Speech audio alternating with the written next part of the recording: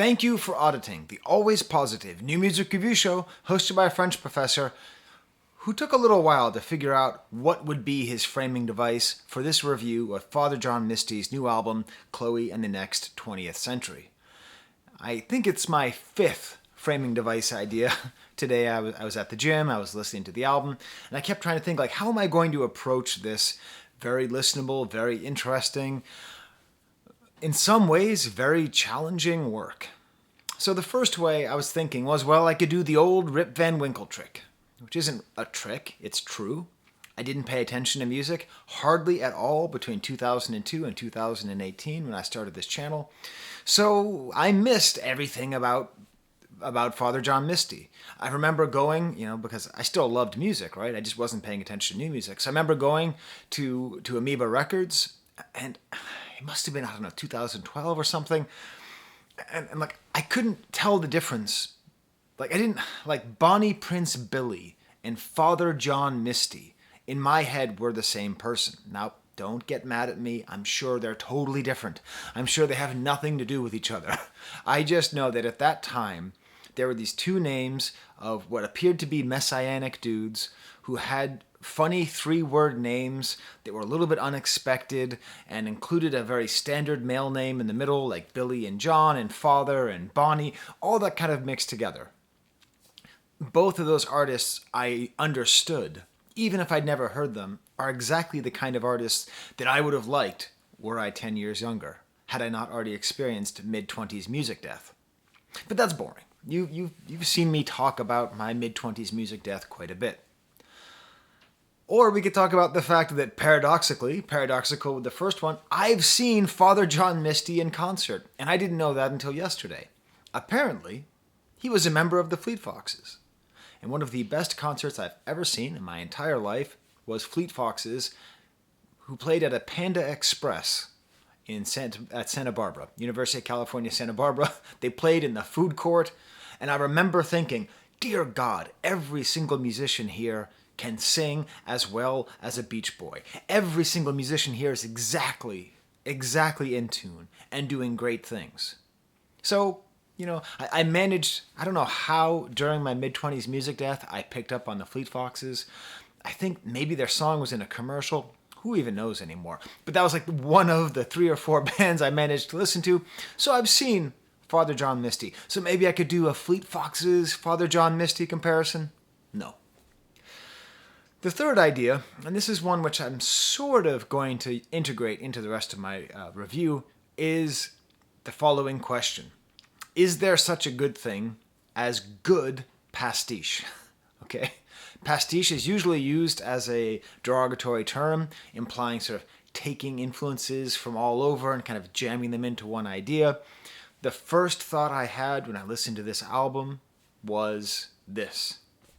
Okay, Bonnie, because I still thought it was Bonnie Prince Charlie. Okay, Bonnie, I get it. I love the 70s too.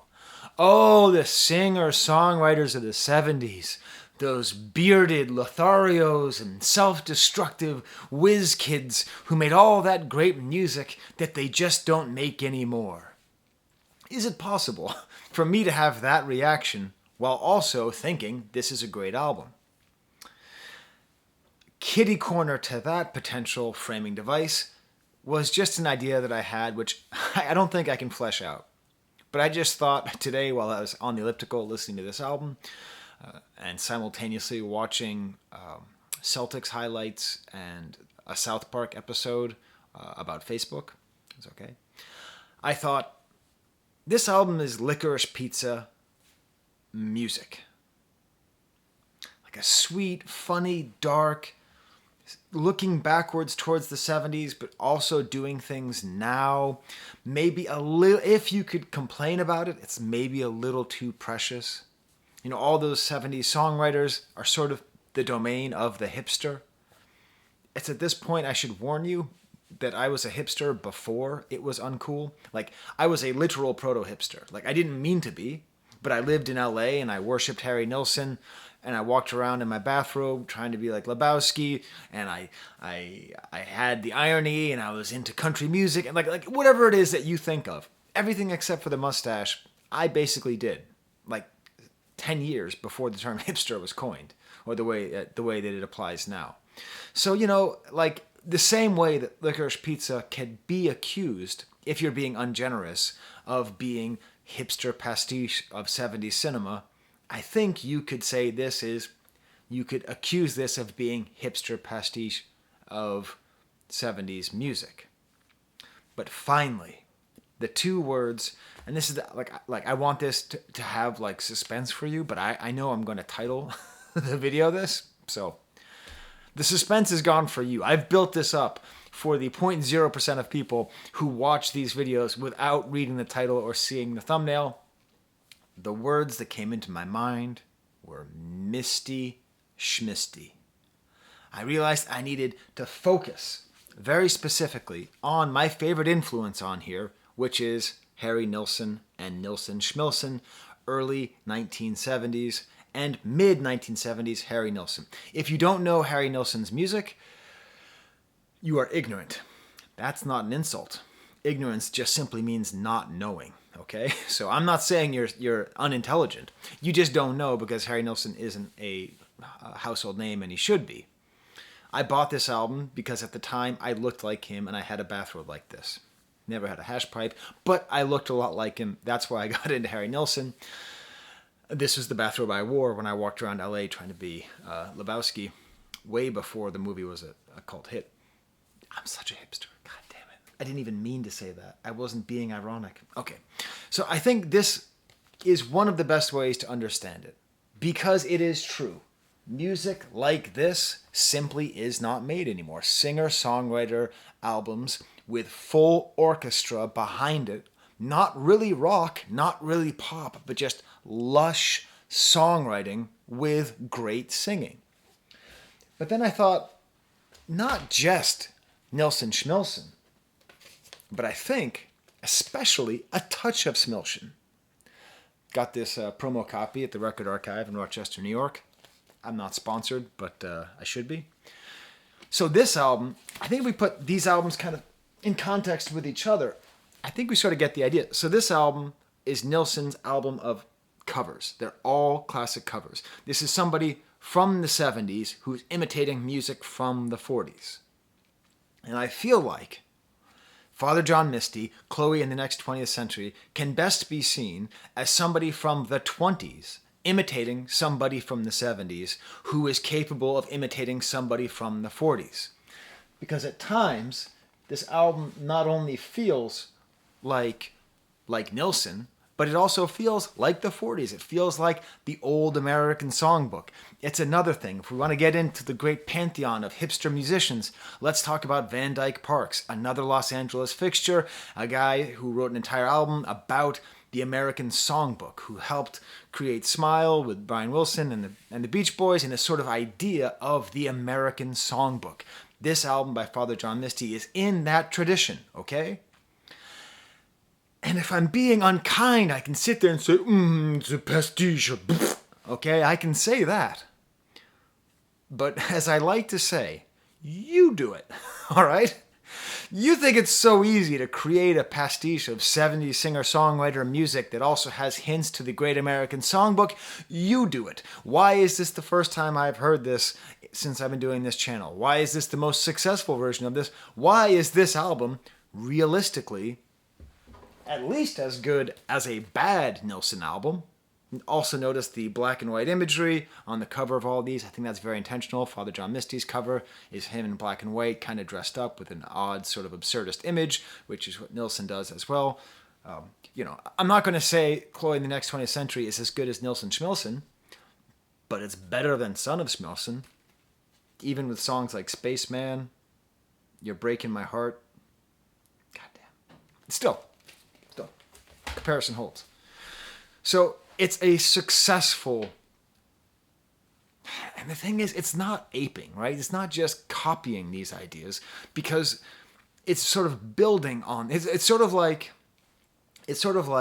artists like Nilsson and like Randy Newman. Like they created this style of music, this orchestrated. I suppose there's other artists in there too. Like they created this style of music And then the 80s came and everyone just said, nope. You can dance if you want to, right? Like we just, goodbye. Goodbye to that style. So it is nice to see it back. And that's how I'd like to contextualize this album. That's how I'd like to frame this album, as Misty Schmisty. Of course, I've never listened to his other music. So as far as I know, the rest of his music could sound like this. And I've just been sleeping on it because I was Rip Van Winkle. Because I thought he was Bonnie Prince Billy. And I was a little bit annoyed that Bonnie Prince Billy took the name Bonnie from Bonnie Prince Charlie, which is a figure of Scottish mythology. Bonnie Prince Charlie is made famous by the song, the Skyboat Song, the song after which I was named. So I have not listened to either of these people because of these ridiculous little prejudices that exist in my head. So what is this album really? 10 minutes in, what is this album really? Gorgeous voice. And he doesn't have the range of early Nilsson, but this sort of late early Nilsson, before Nilsson destroyed his voice intentionally by screaming into a microphone until his throat bled with John Lennon, that kind of range, like really beautiful, heartfelt, soulful singing. Interesting lyrics with a lot of quality of storytelling. I feel like there's sort of two sides to these lyrics. Sometimes I love them and sometimes I don't. When I like it, it's when they're these kind of weighty, almost existential contemplations on the nature of death, and the nature of love, and the nature of love and death. There's also a real side of this, and maybe this is my prejudice coming from his name being Father John Misty, intentionally naming himself after an authority figure, says Professor Sky. But I actually am a professor. I didn't take this on. This isn't a persona. It's my job. But still. I'm just going to lampshade that. And then we're going to lampshade the lampshading with a lampshade. When you talk about lampshading something, it creates an infinite lampshade. And that's the kind of improvised point that earns me your smashed like bucket. So please smash the like bucket, subscribe, leave a comment about the infinite lampshading that I just set up. Where I don't like this is where it feels like he's condescending. Like he has this position of like, I figured things out. And it's often in singing about women, sort of in a way that's almost, it's almost 70s like sort of talking about women and their silliness. But I think, again, if I were to be more charitable, not less charitable, I think he's knowingly being condescending and sort of making fun of himself for that. There's also another kind of sub-theme of the poison of celebrity, which is quite interesting. The instrumentation and the production on this album are quite simply shut up. Okay? I don't say that about everything, but they are quite simply shut up. It's amazing how well the orchestra is used, how many different instruments are brought in, how well layered everything is, especially the points when the orchestra and the voice merge together like melted Parmesan. I don't know. There's like a way that they can interact with each other, which is like truly special. So let me give you an example. Let me give you my stamp of the album, my exemplary song, track 2, Goodbye, Mr. Blue. I'll include a link to it up there.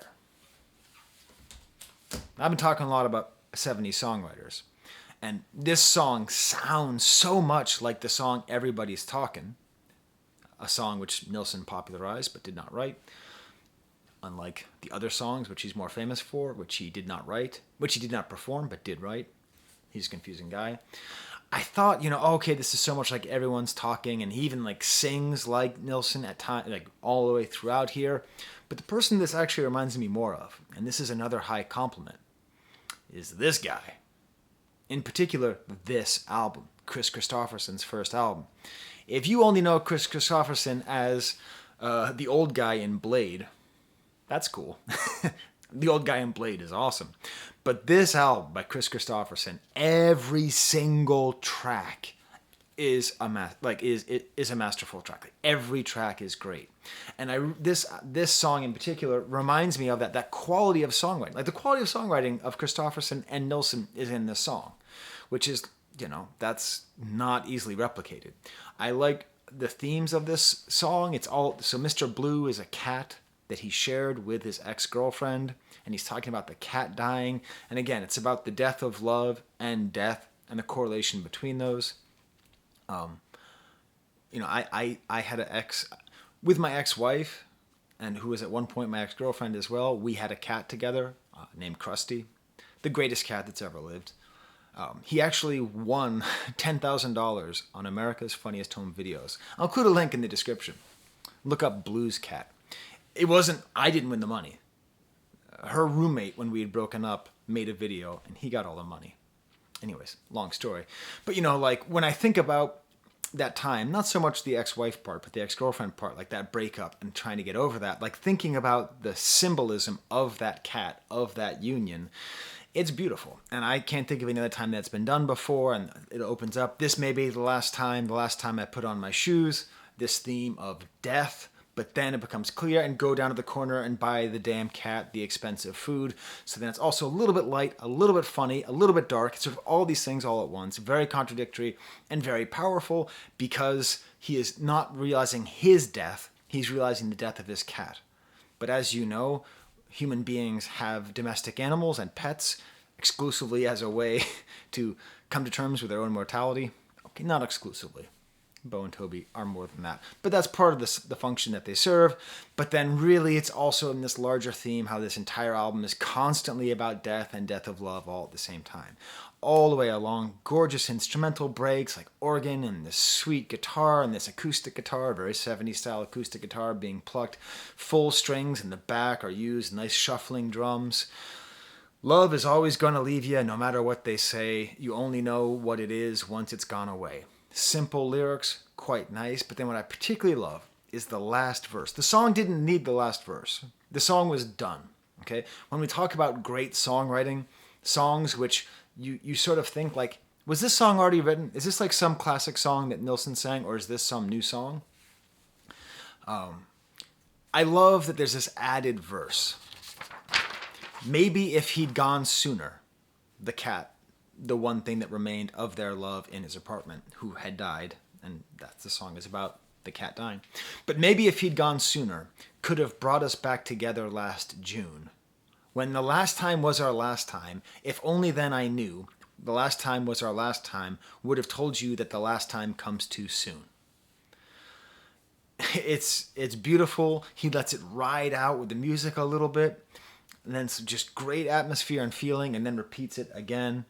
If I could even bring in one more singer-songwriter, this kind of reminds me of early Willie Nelson as well. I mean, Nelson and Christopherson have that ability to do that, like writing these lyrics that are just so clever and so smart.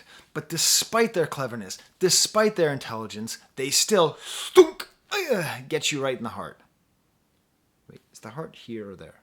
Whichever side of my body my heart is on, that's where... Listen, I got a doctorate in French literature, not in heartology. I'm going to go through the rest of the album a little bit quicker here. It starts off with the song Chloë. Now, I like the trick of the album, of naming the album the first song and the last song. More 70s style, 40s style music, this weird kind of impossible to place decade of this music. The way that he sings the words art criticism is exactly the way Nilsson would sing it. This is sort of that condescending side, though. Like, he's talking about this woman named Chloë and sort of saying, like how she's very kind of stupid and a fake socialist, and then also saying don't change. I don't know. Maybe I'm being too harsh on it. You can tell me in the comments if you don't think this is condescending. Could you please make an argument why it's not? The last verse has him on the balcony listening to Ride of the Valkyries, and you might think, oh, well, that's just a reference to Apocalypse Now or whatever. I am a French professor, so I can tell you this is probably a reference to Proust.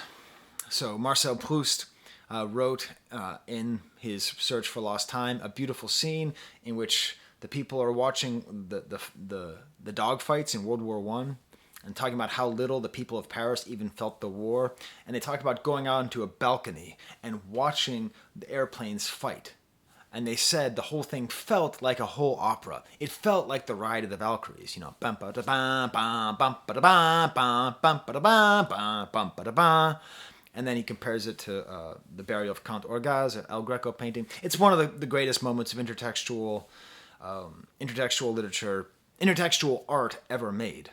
But central to it is the idea of being on the balcony and imagining the Ride of the Valkyries. I think that's what a reference to, but I don't know. I don't know. Maybe Father John Misty doesn't have a doctorate in French. And then she kills herself. She jumps off the balcony, and it's sort of this weird darkness that creeps in for this kind of silly, kind of sweet album. Next song is Goodbye Mr. Blue, which I've already discussed. And then Kiss Me, I Loved You, has this weird sort of flanged voice. I wish there were more drums on this album, not just kind of jazzy brush drums, but that's okay. I like the lyric, Our dream ended like dreams do. Some good simple lyrics. He sort of will go out on a limb and make sort of complicated references at times, and then sometimes he'll have simple lyrics like that. Next song, Everything But Her Love, is... Okay, so the confusing thing is that when you talk about things sounding like the Beatles, you're often talking about things sounding like something else. So there was a period where the Beatles were highly influenced by, the Beach Boys, and we know that. But then there was also a period where they were highly influenced by Harry Nilsson, and they'll tell you that themselves. And the way that the Beatles wrote waltzes sort of towards the end of their career, I think, is largely inspired by the oldie, styly work of Nilsson, who's capable of singing and bringing back older songs. So I'm tempted to say this reminds me of the Beatles, but I think it's more kind of a Nilsson feeling here. Really good guitar work on this song. I'll give you everything but her love. That's a great line. It's a great kind of mysterious line. Very sort of, again, Mr. Kite feeling. Maybe some of the best subtle singing on the album is where he says, her love. I can't sing it. I can't sing. If I could sing, maybe I'd sing. I can't. But I can tell you, if you listen to this song and just focus on the way he sings her love, it's great. Next song is called Buddy's Rendezvous. Almost a sort of like woozy, bluesy gospel feel. I don't know, sultry. I got done finding all these words. Even has a sax solo in here. This song totally changed when I learned what it was about. So before I learned what it was about, I thought it was another condescending song where he's talking about a girl and telling her how to behave. Turns out the idea behind the song is it's an ex-con who gets out of jail and meets his daughter in a bar called Buddy's Rendezvous. Apparently it's a famous bar in Detroit. I don't know. I've never been to Detroit. So that makes it much more interesting.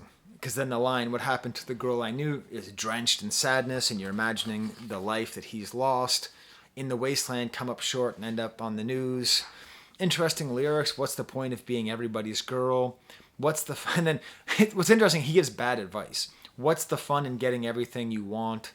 And then he sort of says, like, I never had everything I want. But maybe you should try, forget that lefty-ish that your mom drilled into your head. So it's interesting, like he's telling her to try to get everything that she wants. The sort of tone of this kind of loser in the bar, I wish there was more of this, even though he's playing a character. I wish there's a little more self-deprecation. If we go back to this theme that I'm just running on about these these great 70s songwriters, self-deprecation is one of the key themes, and I don't hear a lot of that in this album. This album's a little bit more about other people and about the way things are, and I'd like to see more of it about himself. But that could just be a personal taste of somebody who has spent way too much time listening to Harry Nilsson. Next song is called, I have a store you can buy my mug too. My producer tells me that I should plug stuff more. I'm self-produced. I just lampshaded that. Infinite lampshade. Q4 is the next song. Am I even using lampshade right? I think I am. You can tell me that in the comments too. Q4 is a funny song. The first time I listened to it, I was like, I'm running out of energy for this album. But actually, no. The song's really great. Uses a harpsichord. You really get the sense that when they were producing this album, they just looked all over the place and just found any instrument they could and threw it in there. Apparently it's about like two sisters and one of them dies and the other uses that to write a book. So this is sort of about the callousness and emptiness of celebrity culture. I really love like the way he sings this one line, "Oh, the indignity."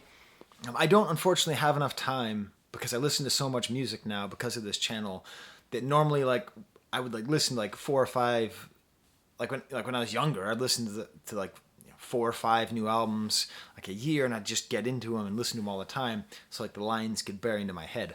Oh, the indignity is that kind of line that I imagine gets bust into your head. Drumming. Thank you. There's some drumming on this song. He's a drummer, right? He started off as a drummer for the Fleet Foxes. That's what I read in my 20 seconds of glancing at his Wikipedia. I hope that's right. But what I love here is the drums are going on the. So there's 4 on the floor, right, which is for dancing. Boom, boom, boom, boom, boom.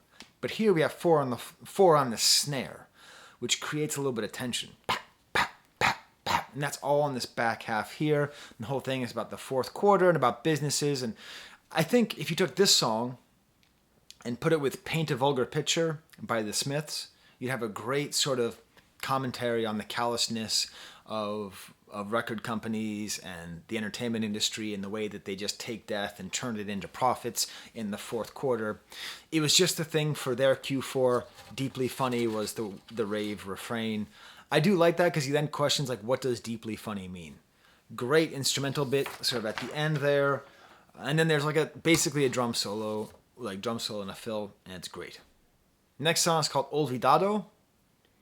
It's a bossa nova song. Nope. Don't like it. I'm sorry. I just don't like it. It's okay, but it feels to me like stylistic filler. Like, hey, let's do a, I don't know, bossa nova song. Okay, sounds good. Oh, what if I sang some of it in Spanish? Okay. Nope. Don't like the song. But the next song I like a lot. Funny Girl. Speaking of condescending, but I think I misread the song as well. Starts off with like a timpani. Again, seriously, like you get the sense they were there with some orchestra, and then just they would go, hey, wait, we didn't use that instrument. Let's use that instrument. Sort of like string acrobatics to start. And this is interesting because I couldn't tell if this is a song about someone that he's actually with or if it's a fantasy about someone he sees on TV. If it's the former, then it's a terribly condescending song about like trying to be with somebody, about being with a woman who's funny and like how she needs to just like give him more attention. But I think it's much more interesting to imagine this as sort of a watching TV and sort of falling in love with her. And I figured out who it is, by the way. Now, what I imagined at first is if we go by this second premise, and this is the premise that's preferred on Lyric Genius. Everyone makes fun of me for using Lyric Genius. I met the guy who started it, like right as he started it at some conference. He went to Yale with a colleague of mine in 17th century French literature. So I'm always partial to Genius. Shout out to my VOD. But sometimes I think there's good commentary, and someone went into a description of this as being like the King of Comedy, but for romance and falling in love with a comedian you see on TV, and I think that's there. I think that does make sense. Great instrumental part here as well, kind of oozy horns and then strings and then even harp. Again, kind of going into that touch of Smilson feeling. And this whole line, charm the pants off of Letterman, I want your affection. I'd love to lead you to your seat like we're old friends. A beautiful kind of sweet line. There's this amazing moment where this voice segues into the orchestral part. I was talking about that earlier. It happens a lot on the album. If you want to hear the best example, that's right here. I figured out who the funny girl is. It's Chloë Fineman. If this album was recorded mostly in 2020, which I think I read, Chloë Fineman is on Saturday Night Live. She's an attractive woman. She's a comedian. Letterman has been off the air for a long time. I think it was Jimmy Fallon. She had an appearance on Jimmy Fallon where she did her Drew Barrymore impression. It's very funny. Her name is Chloë. Chloë. She's a comedian.